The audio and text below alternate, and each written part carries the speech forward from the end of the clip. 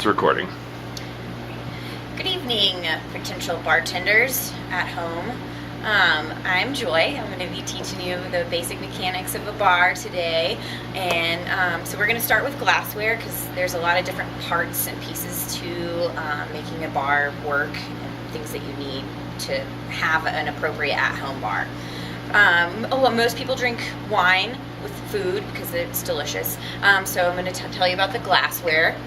The red wine glass is going to be a little bit larger in size so that you can move the wine around and taste, get a bigger smell and taste with that. So the typical pour is going to be shaped to the glass, and each glass is the same. In that the 6-ounce pour is going to be where the glass bows out. It doesn't matter what kind of glass it is, whether it's a stemless, stem, large, or even a white wine glass, which is going to be a little bit smaller nose because the smells aren't as pungent. But it's this. I like white wine glasses. They usually have a stem so that you don't heat up the wine as it's in your hand. So those are the basic 2 wine glasses, with the exception of the champagne flute. This is a little small one.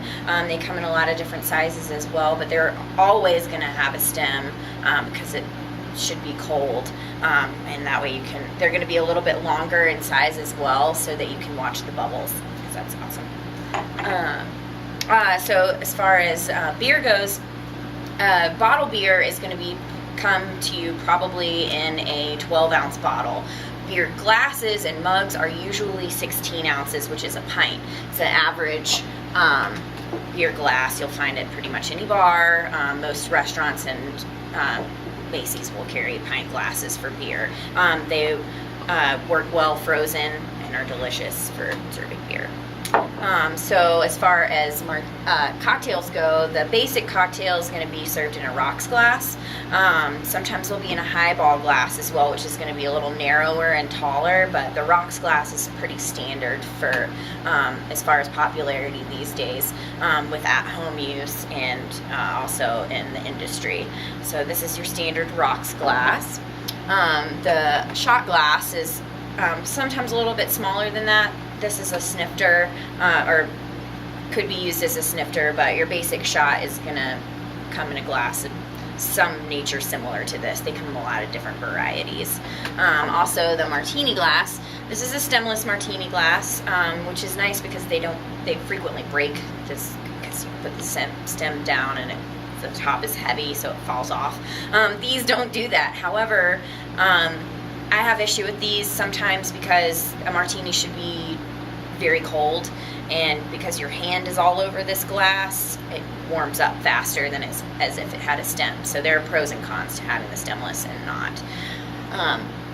As far as bar tools go, you're always going to want to have ice. You're going to want to have soda water and tonic water, which is soda water with quinine in it. And most basic cocktails are 2 ingredients: rum and coke, whiskey coke, vodka soda, gin and tonic. These are all pretty basic facets of the bar world, and you can go to any bar and order those and they'll make it for you in 2 seconds, and those will all be served in your rocks glass. But it's good to have, Coke, Diet Coke, soda water, and tonic at your at-home bar, just so that you're prepared for anything that anyone could ask you for.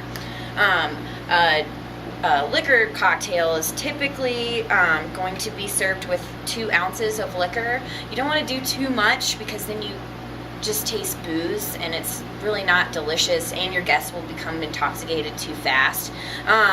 So you want to keep people around so you can party. Also, this is called a jigger, so it measures, this top part is 2 ounces, this bottom part is 1 ounce. For more complex cocktails with lots of ingredients, you might need to have a 1 ounce pour. But basically, a typical liquor cocktail is going to have the 2 ounce pour. Also, for martinis, you're going to want to have a martini shaker, and some of them come with tops on them for at-home use. You don't have to get one of those. Your typical pint glass will fit right in top and that's what you see a lot of bartenders use. So they're made to do that. Also for martinis, you're going to want a strainer. This will keep, if you're serving a martini up without ice, that will keep the ice inside the cocktail when you pour it, so it won't affect, won't be in your drink. Today we're going to make a gin and tonic, which is one of my favorites. It's a delicious, refreshing summer beverage. We're going to use the Colorado Caprock Organic Gin. It's actually distilled from apples. It's one of my favorites. So you're going to use your rocks glass, and ice is really important to me in cocktails because it keeps them cold, and also if you're drinking liquor on the rocks, it'll water rocks as ice, and it will water it down for you so you can continue to drink it and not, but you don't want too much ice because then it gets too watery. So anyways, we're going to take our Caprock gin in our 2-ounce jigger and pour 2 ounces of liquor into our rocks glass. You always want to put the liquor in first, because if you put it on top of the tonic, in this case, all you'll taste is liquor, and it's really not delicious. It's all about balance with cocktails. You don't want too much booze and not enough mixer, too much sweet and not enough sour. It should be nicely blended and a pleasant experience. So for this cocktail, I'm also going to use a stir straw, but you can also use a swizzle stick, which is a common tool that comes in most at-home bar kits. And it's made so you can twirl it, which is nice. It doesn't like swirling. So I put my straws in there, and typical for the gin and tonic is a lime. At home, you can squeeze for your guests, put the lime right in there, and you're ready to drink.